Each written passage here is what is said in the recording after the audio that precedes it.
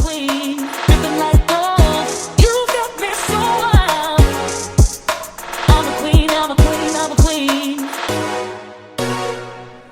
Dripping like gold. Dripping like gold. Hi mga ka-chok-chok! So for this video, nandito tayo sa St. Francis Assisi, dito sa Santa Caterina, Caloocan. Ayan, dito malapit dito sa amin guys. So today is binyag ng anak ni Sarah Bernal. Ayan, si Kel. So pagdating namin dito sa church, meron pang mass. Isa pa sila. And after nung mass nito guys, mag-seminar muna si Ninong ang Ninang. Then after that, bibinyagan na. So matagal na yung seminar. Naloka lang ako. Ayan. So guys, dami pa nagsimba. This is Sunday. So si Father mag-start na yung video. So ayan, si Triron Ezekiel Ermehe. Ayan. So ninang tayo today. So yung ibang ninang is wala. Hindi nakapunta. Ayan. So ilan lang kami nandito.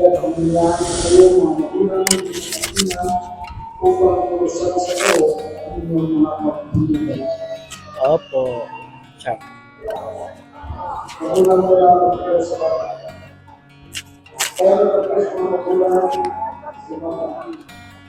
Magulang naman.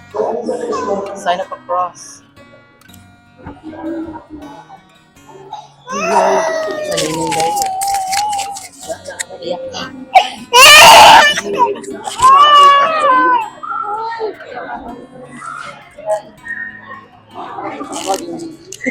Sarah ganun.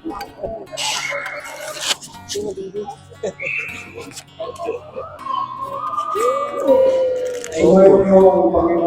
At sumay.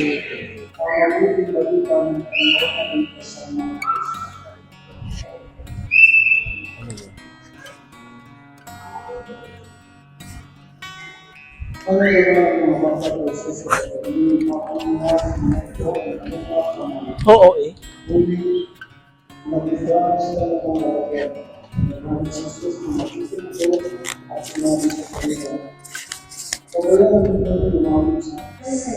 Sila ay manatiling nagmamahalan at nagmamalasakit sa isa't isa. Manalangin tayo sa iyo. Para sa mga ninong at ninang upang sa patnupay ni St. Francis of Assisi ng Santa Caterina, magampanan nila bilang dapat ng pagkakita sa pagkukulit ng mga ay sa walang araw, sa luwain nito ngayon ng mga pagkakita at pagkukulan ng lahat ng mga kasamaan at kasalanan. Kaya mga magulang ko yung mag-iman, itinatakulan ng Diyos sa kamas, Opo, tinatakwil. itinatakulan ng Diyos sa mga luwain, Opo, tinatakwil po na. Opo, tinatakwil po na. ang mga magulang ko yung mag-iman, sumasampalataya sa Diyos na makakagalihan sa lahat ang magawa ng lamang pagpunta. Opo, at Sumasampalataya kami sa Kristo isang ang Diyos Panginoon natin, ang mahal ko sa Panginoon, tinako sa Diyos na nagayunin, rin nabuhay ang loob sa Panginoon. opo, Sumasampalataya kami sa Espiritu Santo, sa banal na silahan ng Panginoon, sa kasamahan ng mga kalagayan, sa kapatawaran ng mga kasalanan, at pagiging kabuhan ng buhay, sa buhay ng buhay. opo, Sa pananampalataya ng banal na inahayag at ibawal sa pagiging ng tiyak sa pamitan ng Kristo, kasama ng Espiritu Santo, pagpasawalan ng hanggan. Amen. Ayan na, maligo na ba yun?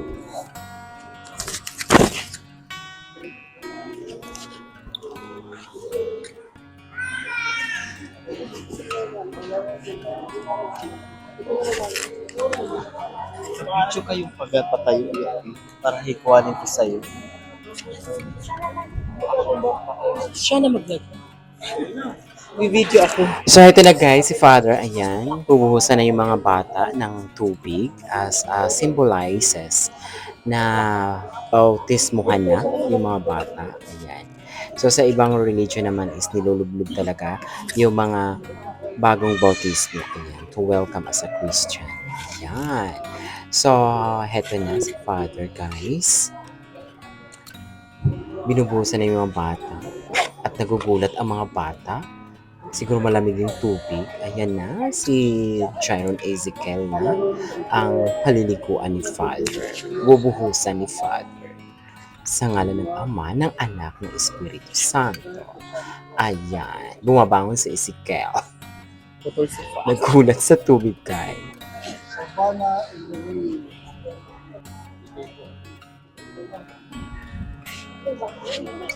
Ganyan lang. Ganyan ka lang. Yan, Sarah. So, ayan, may sign of a cross na si Father sa noo ng mga kids. Ayan, parang pomade yung dala niya, guys. So, ayan, to certify na Christian na yung mga kids. So, welcome to Christianity, mga kids. So, bali, 8 ata ang nagpabinyag niyan, sabay-sabay. Ayan. So, pang-6 or pang-7 ko na rin to na ninang dito sa Maynila, guys. So, ayan, ninangin na tayo, guys. Pagkilang karumahan ng ating Diyos.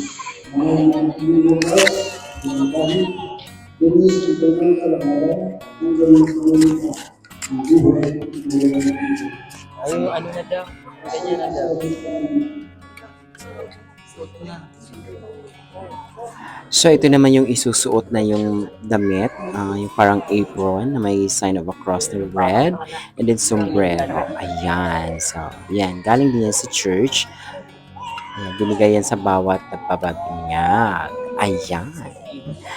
Kailangan purity kasi mga kids ay pure pa yan, guys. Wala pang kasalanan. So, ayan. Isusuot na to symbolize a purity sa mga kids o sa mga bata natin. So, marami na yung mga bata na iyak kasi sa init at saka sa tagal din ng seminar kasi. Pero yung binya, guys, ang bilis lang. Wala pang 15 minutes tapos na si Father. At ito na may mga kaninang ni Chiron Ezekiel. Ayan si Lauren and then the ninongs. So, ito na, lightening of candle na, guys. So, bawat ninong may candle. So, symbolizes na you're going to guide the kids, yung as being a ninong or ninang. So, i-guide mo ang bata. Ayan. To lighten their path. Ayan. So, as a ninong-aninang, so parang pangalawang parents ka na to guide the kids. Ayan. That's why meron tayong candle. So, walang sa ulian ng kandila daw. Ayan. Kasi mga ganong eksena daw. Chare. Kaya ang magandang natin sa Jesus na ilang sa iyo sa Kristo yung buwan Sa ba ni Mike? mula sa kanila ng pagbuhat sa sibihan nila ang kandilan para sa ilang mga imanan. Ang ilaw nito ay kanyang iwanan ng Kristo. So, ayan. Ayan, maganda na mood ni Ezekiel. Ayan, hindi na siya umiyak dyan. So, isa na siyang Christian. Ayan. So, mabilis lang naman talaga yung binyag ni Father. Doon lang talaga kami natagalan sa seminar kung ano-ano nang pinagyaw-yaw ni ate. So, nalihis na yung seminar about sa pagsagot ni Father kung anong gagawin. Ang tagal talaga niya, guys, promise. Ngayon ko lang na-experience kasi may na-experience man akong seminar, mabilis lang kung paano sumagot, anong sasabihin ni Father. Ganun lang naman. So, ayun, kung ano-ano lang sinabi ni ate that time. So, natagalan kami siya. Ayan, mabilis lang talaga yung, ang alam ko talaga, mabilis lang naman talaga yung seminar. Ayaw ko pa kay ate, nagyaw-yaw siya kung mga ano-ano, yung pag-uutang-utang na yung mga topic niya. But anyway, ayan, naging successful yung binyag. Naging okay yung binyag, naging happy ang lahat. Ayun.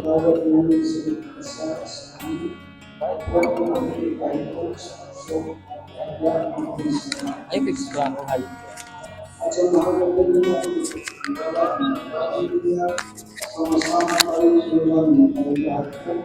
At ay yung Maria, ang Lupang Grasya, ang Panginoon sa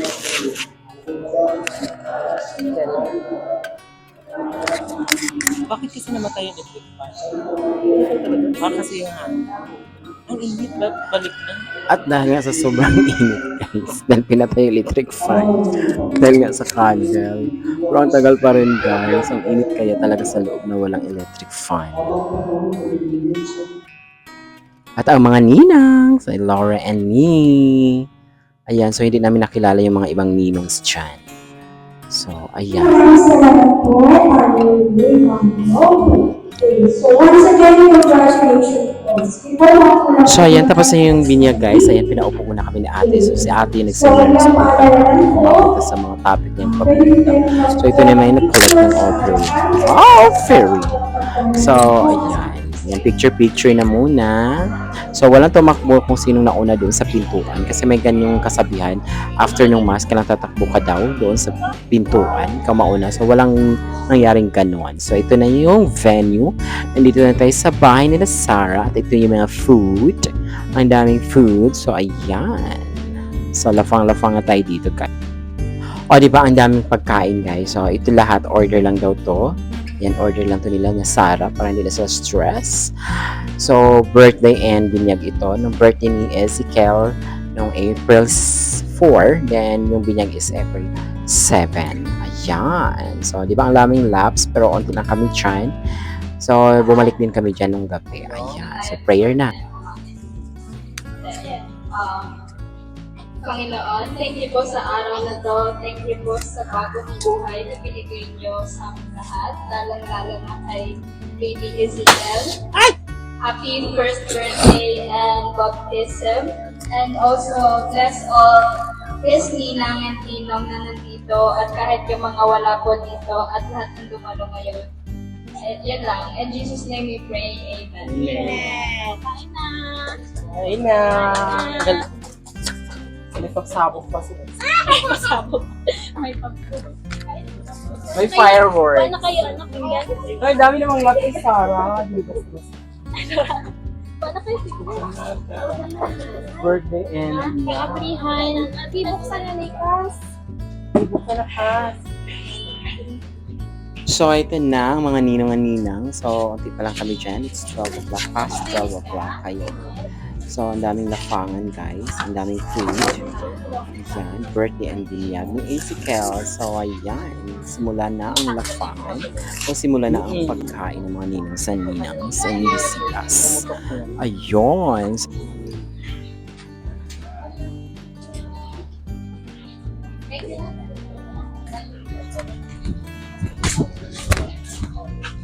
Ay, di.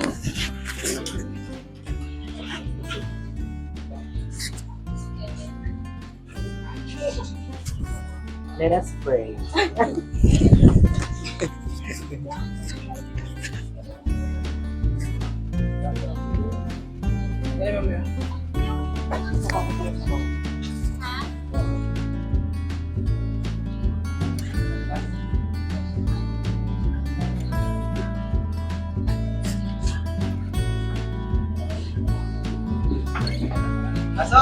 At ayan na nga. So, yung iba mga ninong talagang nag-stay dyan para sa inuman or nomo. So, bumalik din kami niyan para nomo din. So, ayan. Nag-enjoy kami at night. Pero, unti na lang din yung tao. Ayan. So, this is the giveaways. Ayan. Sa mga ninong-aninang sa isang mug. So, please subscribe. Bye-bye. For watching, guys. See you on my next vlog. I'm a queen, I'm a queen, I'm a queen.